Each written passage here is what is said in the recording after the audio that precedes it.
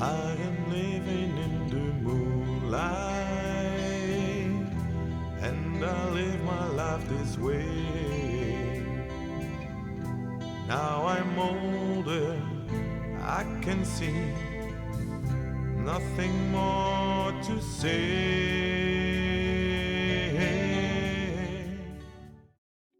It was about time to put some ideas on paper again. A few of those stray thoughts that I really need to write down because they differ so much from some other ideas people sometimes have, and I'm afraid of forgetting them.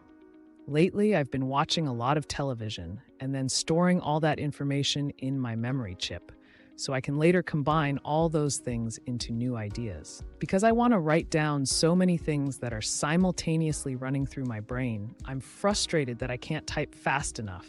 But I fear that even the fastest typist wouldn't be able to keep up with my ideas. I've always said I wanted to be a writer, and damn it, I will be. The problem has always been finding a subject, so I spent a long time thinking about an idea, which took up a lot of time. Funny enough, I did indeed find a subject to write about. It looks nothing like this story, but has also never been thought of before and could make a beautiful movie with a good director. It's also a story about good and evil. How do you get a mass of people moving peacefully? Will they ever realize that all the people who send others to war under any flag are the real mass murderers? And shouldn't they be tried by a world tribunal and sentenced to a punishment that I think would work? They should be shown in their prison that the world can change without their input. A world where every citizen provides DNA, all stored in a large database, so that we can help identify the real murderers and many sick people by researching why they exhibit such behavior and how to prevent it. First, by reconnecting the youth with their caregivers, by paying for housework and seeing it as a necessary evil for a healthy society. No more misfits placed on the sidelines as they currently feel, but normal, fully fledged children who now miss familial bonds due to a lack of money. Only when you have enough money can you decide what you do, but often in that period, you have no time for children. There are people who earn their living through hard work and do it very well, but can't find time for their children due to that hard work. But I've seen the light, and now I know what I need to write about. I want to try to write the best book in the world because I've always said, when you want to do something, you should do it well. I always want to win. I can't stand losing, and that shows in my character. Always contrary and always having a retort. One of the few people who understands what Johan Cruyff means and whom I'd like to meet one day in my life. He is one of the few other people, like the murdered Pim Fortuyn, who knows what the people need and understands the people. When you, like him, place an entire nation, the Catalans in this case, on the world map, you've done better than a queen who rules over the people from her ivory tower, hoping that such Robin Hoods and people's champions don't gain too much ground. Otherwise, the people would see the truth, that the royal family is among the most powerful people in the world. That secret group of people who regulate the New World Order, the real fascists. As I sit typing this, I get chills because I know what I have to do. At this moment, I am the happiest man in the world. I have to write down my ideas. I've searched for the truth for a long time. The difference between good and evil, and why God both exists and does not exist.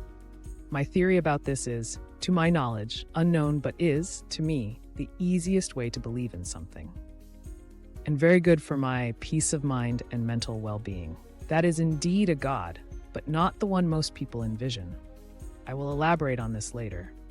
But now I want to put all my theories and ideas on paper to let people judge whether I am truly such a fool who thinks he knows everything better. Or am I indeed way ahead of my time?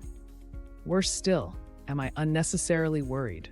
And why is this so strongly present in me that I can't stop thinking about and engaging with these matters? Do I care too much about the fate of my fellow humans? Is this only reserved for people with an academic education or those born and living in, let's say, intellectual circles?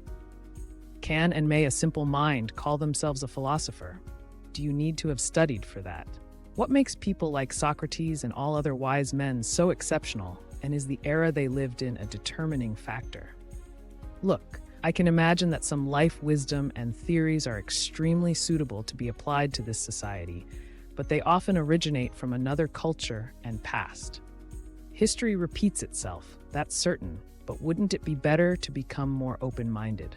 Everything is interconnected in some way, and that whole, in my eyes, is a perpetual motion machine. I think this is because everything constantly repeats itself, just in a different guise or color, but it keeps coming back. And history repeats itself, so that you, like the alphabet, have to start over again. Histoire se répète, or something like that.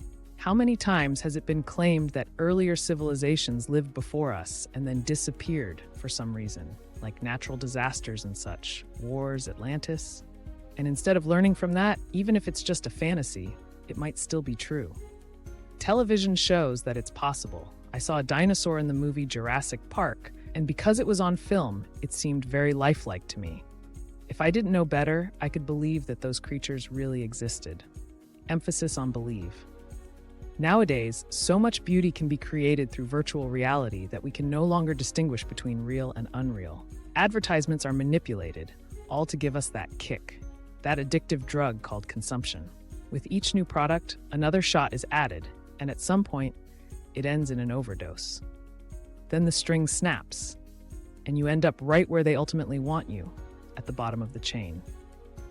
If the commercials have the effect they are supposed to have, namely prompting you to buy the advertised products, can you imagine what effect all those children's movies have on our kids?